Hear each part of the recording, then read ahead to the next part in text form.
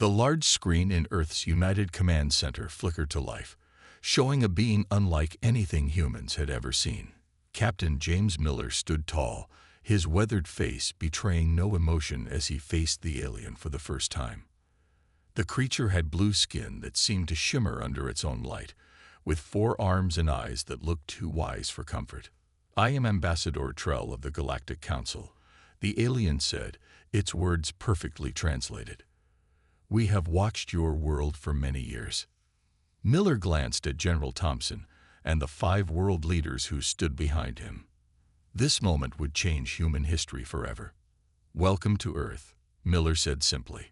"Why have you decided to contact us now?" Trell's large eyes blinked slowly. "Your species has reached a critical point. You have mastered nuclear power, begun to explore your solar system, and learned to work together despite your differences. The Council believes you are ready to join the galactic community." That had been 3 days ago.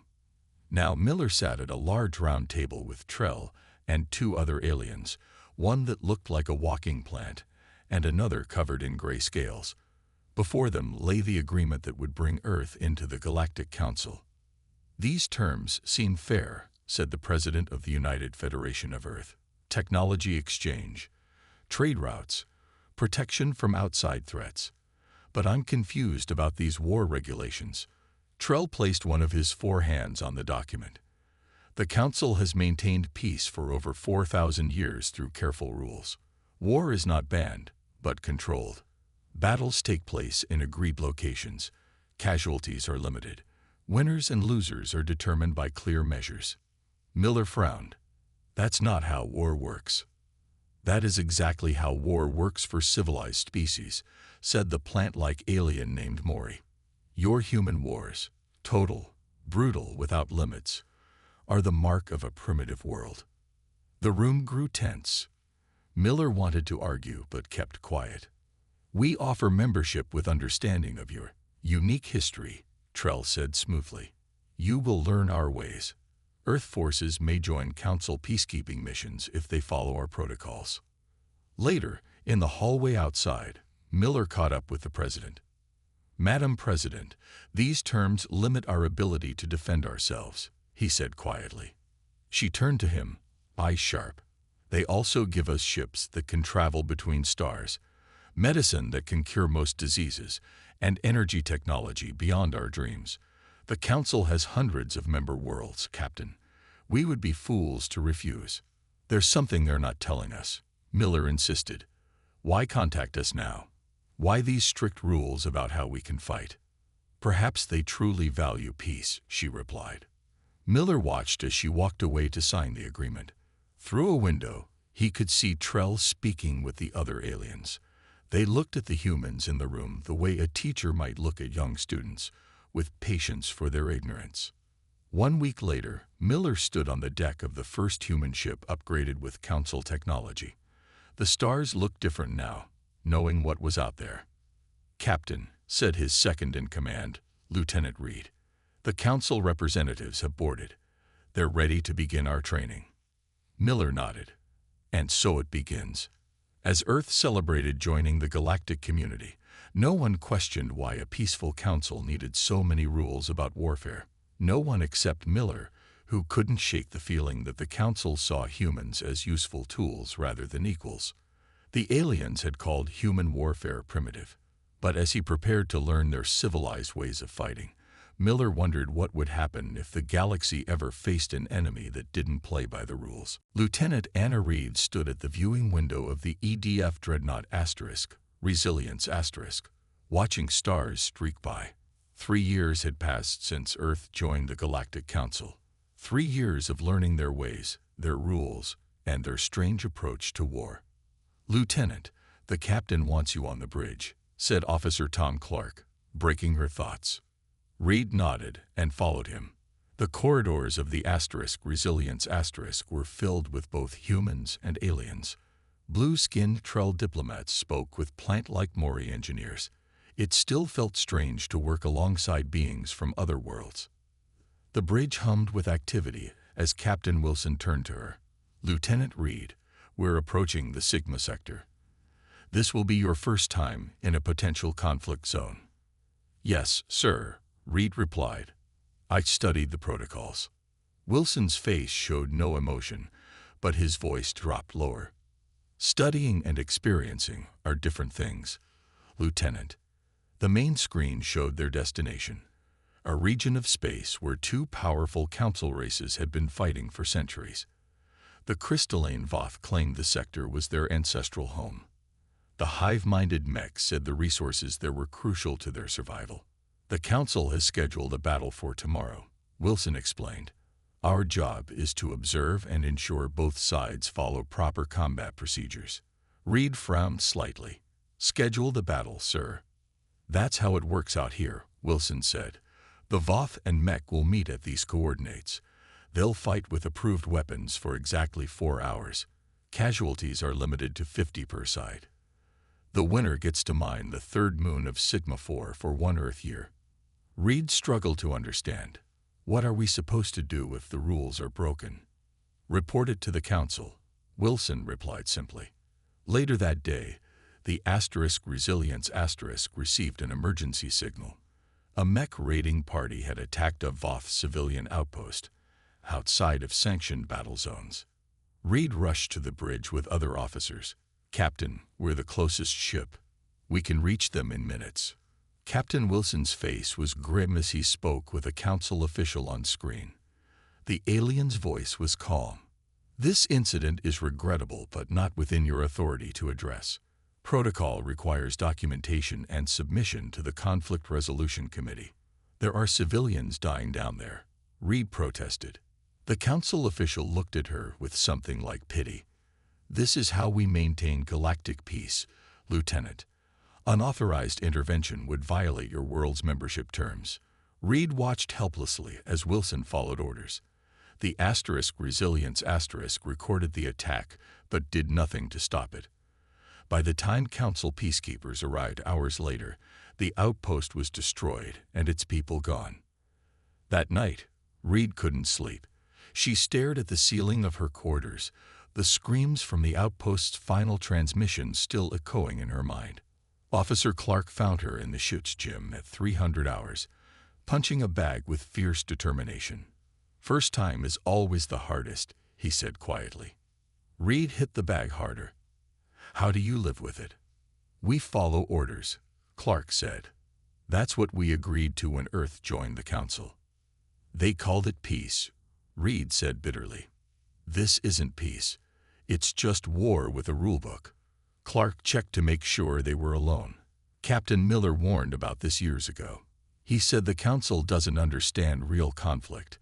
They've turned it into a game with points and referees. Reed stopped punching. Where is Miller now? Promoted to admiral. Runs the Earth Defense Force training program. Clark paused. There's a rumor he's building a different kind of fleet, one that follows council rules in public but trains for real war in private. Reed looked out at the stars. When I joined the EDF, I swore to protect people. Today I watched them die because of protocols. The council's been doing this for thousands of years, Clark said. Then maybe, Reed replied, her eyes hard. It's time someone showed them a better way. Admiral Ben Walker stood on the bridge of the EDF command ship Defender *, his face grim as he watched the tactical display. 6 months had passed since Lieutenant Reed had witnessed the attack on the Voth outpost. Now, the Voth mech conflict had escalated beyond anything the council had scheduled. 30 mech warships approaching Voth colony Sigma Prime, reported Commander Davis. Population of the colony is over 3 million. Walker nodded. And council orders. Observe only, sir, Davis replied. This is classified as a scheduled escalation in the conflict. Lieutenant Reed, now transferred to Walker's command staff, stepped forward. Sir, our scans show the mech are carrying banned weapons, atmosphere disruptors that target Voth life support systems. The bridge fell silent. Walker's jaw tightened as he looked at the council representative on his ship, a tall blue-skinned official named Dren. Is this true? Walker asked. Dren consulted his datapad. Our systems show irregular energy signatures. Yes. This will be noted in our report to the Council. Noted? Walker's voice was dangerously quiet. If they use those weapons on the colony, millions will die while we write reports. This conflict has proceeded for centuries under Council supervision. Dren replied calmly. Occasional violations occur. Sanctions will be applied afterward. Walker turned to Reed. How long until those weapons are in range of the colony? 20 minutes, sir. Walker paced the bridge, his mind racing. Earth had sworn to follow Council rules. Breaking them could mean expulsion from the galactic community, but watching millions die when they could prevent it. Sir, Reed said quietly, the Voth defenders are outmatched. They're following standard Council battle formations, but the mech brought 3 times the expected force. Walker made his decision. Open a channel to all Earth ships in the sector. Admiral, Dren protested. You are not authorized to. I'm not asking permission. Walker cut him off. The communication officer nodded, indicating the channel was open. This is Admiral Walker to all Earth vessels. The mech are violating Council weapons protocols and threatening millions of civilians. We are moving to intercept. He paused, knowing his next words would change everything. This is not a Council-sanctioned intervention. Any captain who wishes to remain in compliance with regulations may hold position. No reprimands will be issued. Walker looked around his bridge. The rest of us have a job to do. Not a single human officer left their post. Full power to engines, Walker ordered. Battle formations Delta 7. The Defender surged forward, followed by 12 Earth vessels breaking away from the Council observation fleet. On the tactical display, Walker could see the Council ships remaining in their designated positions, their commanders no doubt reporting this breach of protocol. Mech ships in weapons range in 2 minutes, Reed reported. Target their atmospheric disruptors first, Walker said. Standard Council weapons are secondary targets.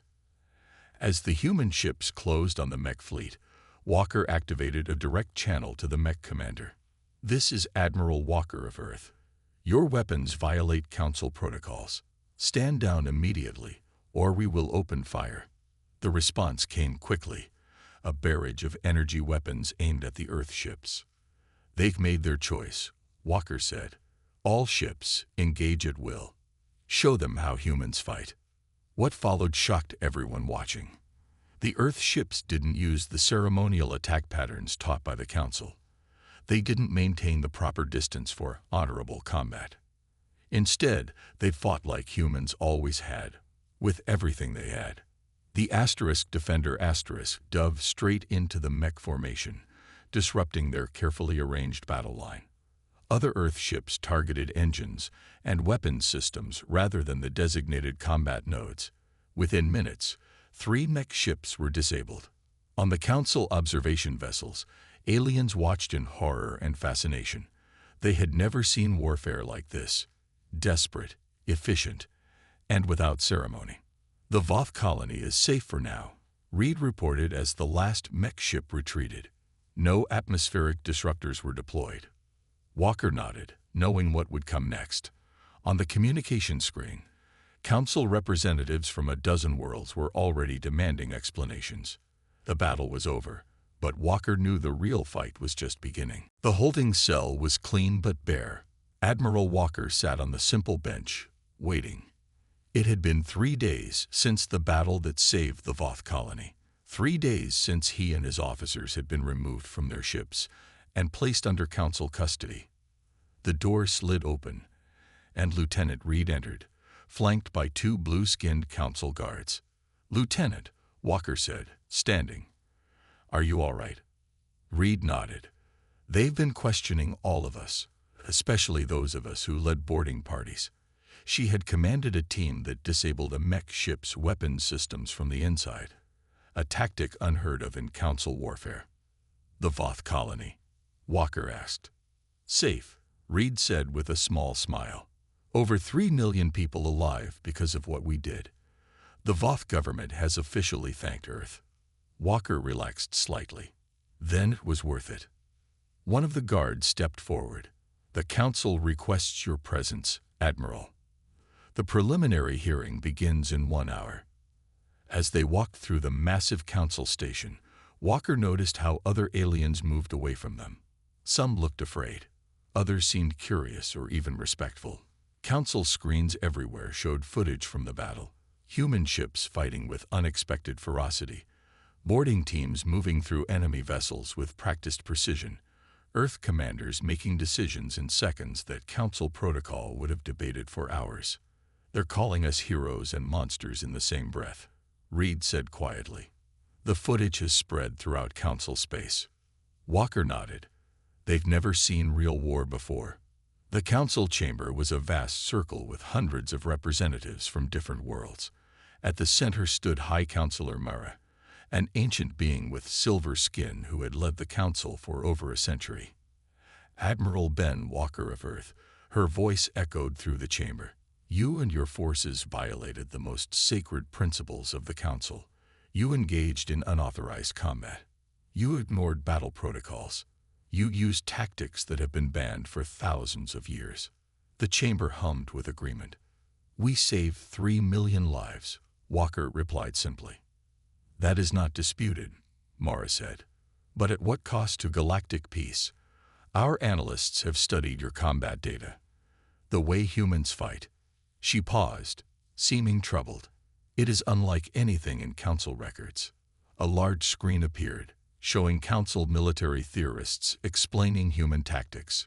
Words like unpredictable, adaptable, and willing to sacrifice flashed across the display. "We have accessed Earth's military history," another Council member said, his voice filled with shock. "Your species has engaged in warfare that makes our controlled conflicts seem like—" He struggled for words. "Games," Reed finished for him. "Because that's what they are." Murmurs filled the chamber.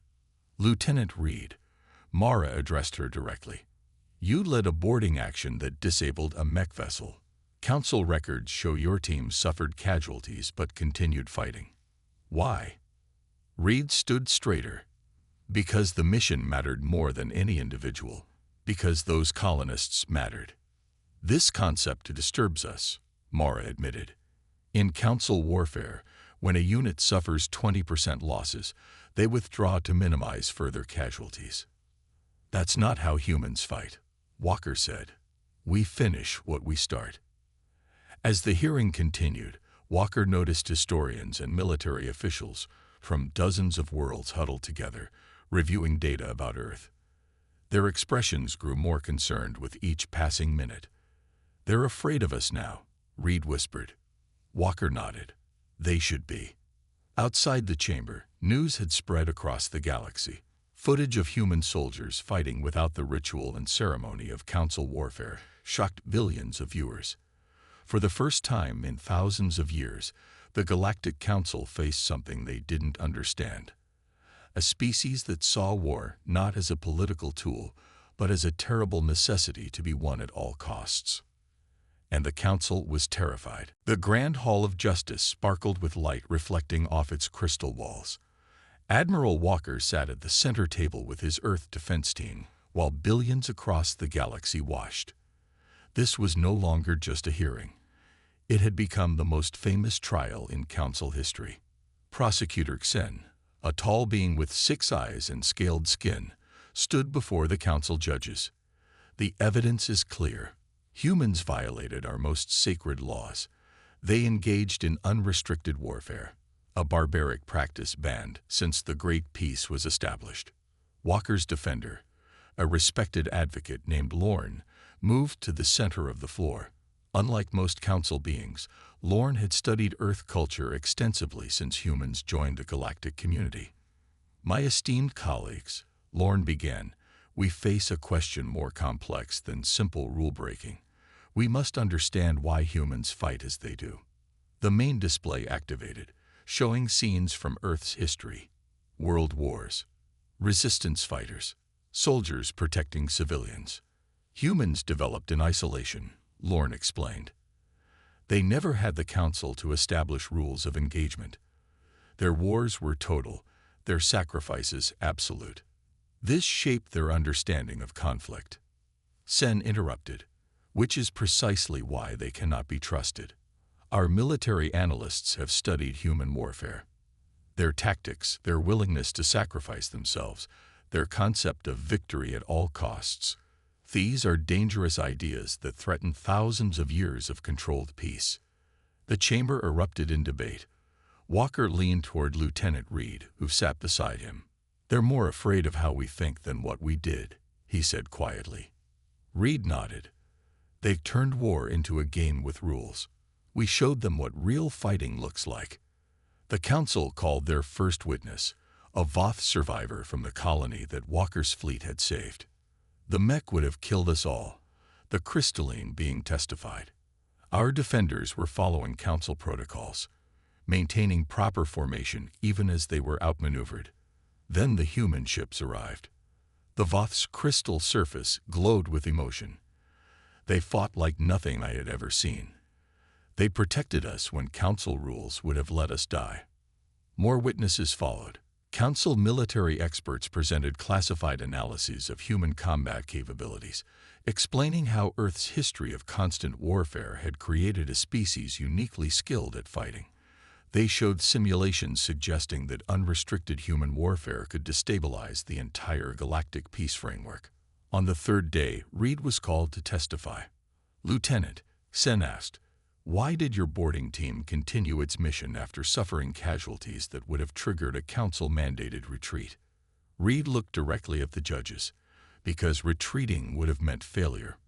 Because failure would have meant millions of innocent deaths." "So you believe your judgment supersedes council wisdom developed over thousands of years?" Sen pressed. "I believe," Reed said clearly, "that sometimes you must fight with everything you have. Yes, humans have committed terrible atrocities in war. But we've also made noble sacrifices. We understand war's true cost because we've paid it over and over in our history. That's precisely why we should have a voice in matters of life and death." The chamber fell silent. Even Sen seemed momentarily at a loss for words. That evening, Walker found Reed staring out a window at the stars. "What do you think they'll decide?" she asked. Walker sighed. "They're afraid of us now, not just of our ships or our weapons, but of what we represent. We've shown them a different way of thinking about conflict." "Is that so wrong?" Reed asked. "For a society built on rules and ceremonies," Walker shook his head. "It's terrifying." As the final day of the trial approached, rumors spread through council space. Some races called for humans to be expelled entirely. Others suggested a compromise. All agreed on one thing. The galaxy would never be the same after seeing how humans fought when it truly mattered. The final day of the trial arrived. The Grand Hall was packed with representatives from every council world. Earth's president and top officials stood nervously at the back, knowing the future of humanity in the galaxy would be decided today. High Counselor Mara stood, her silver skin reflecting the light as she prepared to announce the council's decision. The chamber fell completely silent. After careful consideration of all evidence and testimony, the council has reached an unprecedented decision. She paused, looking directly at the human delegation. Effective immediately, humans are permanently banned from all military service in council space. Gasps and murmurs filled the hall. Walker and Reed exchanged shocked glances. Earth may remain a member world with full rights to trade, colonize, and participate in council governance, Mara continued. But no human may serve in any armed force, participate in conflicts, or design weapons for use in council space. The Earth President stepped forward. "On what grounds do you single out our species for such treatment?" A senior council scientist activated a display showing brain scans of various species. "Our studies have confirmed what we suspected. Humans don't experience war like other species. Where council races have evolved instinctual restraints that make ritualized combat natural, humans show different patterns entirely." Another council member spoke up. "Your species treats war as an existential struggle rather than a political tool. This makes you unpredictable and, frankly, dangerous to the stability we've maintained for millennia. Reed stood up. You're punishing us for saving lives. No, Lieutenant, Mara replied calmly. We're acknowledging a fundamental truth. Humans approach conflict differently than any council species. This is neither good nor bad. It simply is. The Earth delegation huddled together in heated discussion. Walker watched as the president argued with her advisors. Finally, they seemed to reach a decision. The president addressed the council again. What do we gain in exchange for accepting this restriction? Mara nodded slightly, as if she had expected this question. Full access to council technology, including advanced medical science, clean energy systems, and faster-than-light travel designs previously withheld from probationary members. Walker felt his stomach sink. They were being bought off. Hours later, in a private meeting room, Earth's leaders signed the new agreement. Walker and Reed watched from the side, still technically in custody until the papers were finalized. You're making a mistake, Walker told the president quietly. She turned to him with tired eyes. What would you have me do, Admiral? Reject the council and lose everything we've gained? This technology will transform life on Earth, end disease, solve our energy crisis. At the cost of our independence, Walker argued. No, she replied firmly. At the cost of our ability to fight wars for the council, I consider that a fair trade.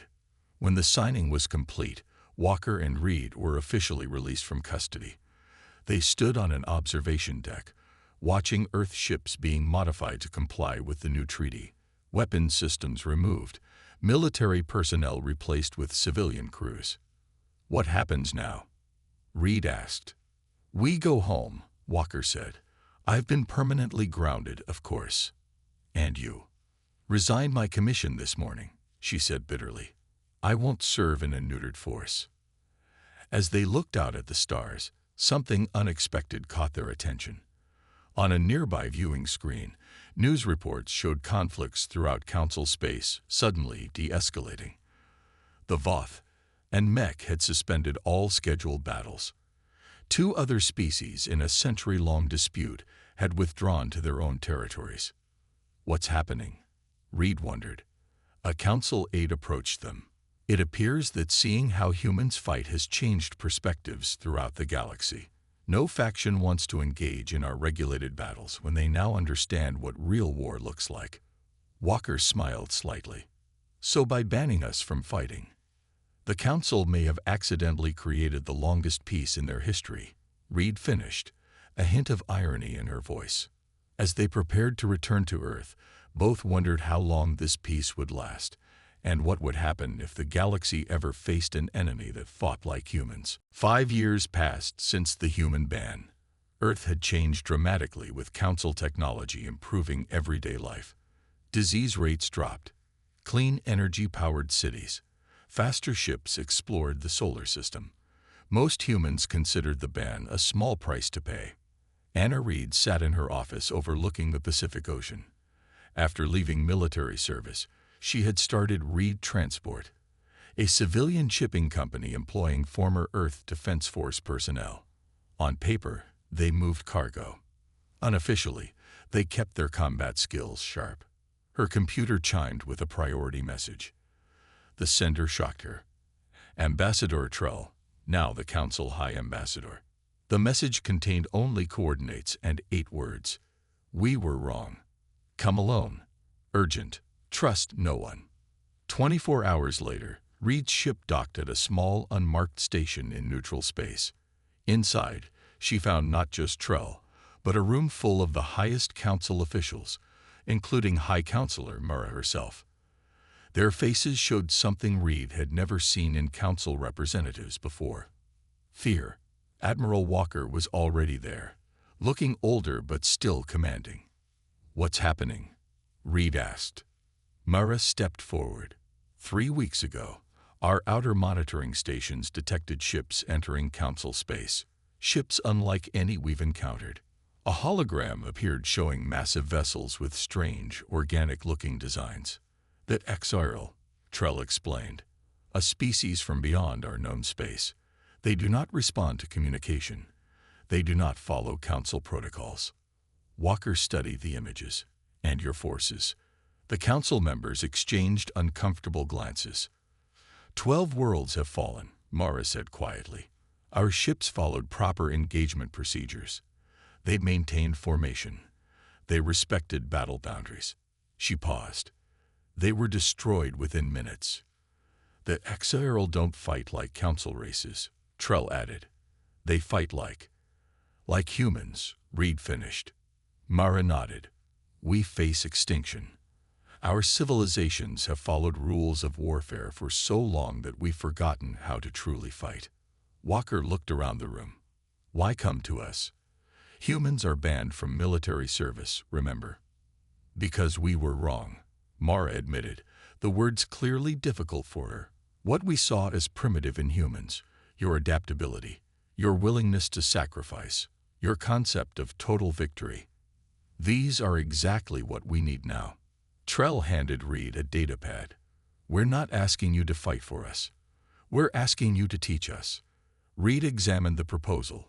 Humans would train council forces in actual combat operations and strategy. Earth would gain a permanent seat on the High Council and exemption from the military ban. Your leaders have already seen this, Reed asked. No, Mara said. We came to you first. If humans agree to help, there will be those in the council who resist. They still fear you. Walker and Reed stepped aside to confer privately. They banned us because of how we fight, Walker said. Now they need us for the same reason. Reed nodded. The question is, do we help the people who banned us? Walker looked back at the council representatives. They're scared. Their ceremonial warfare never prepared them for a real enemy. Reed made her decision. She walked to the center of the room, facing the council leaders. We'll help you, she said firmly. Not as soldiers, but as teachers. And when this is over, humanity takes its rightful place in galactic security decisions. The council members looked relieved, though some seemed uncomfortable with the terms. Agreed, Mara said finally. Reed glanced at Walker, who gave her a slight nod. Both knew what would come next.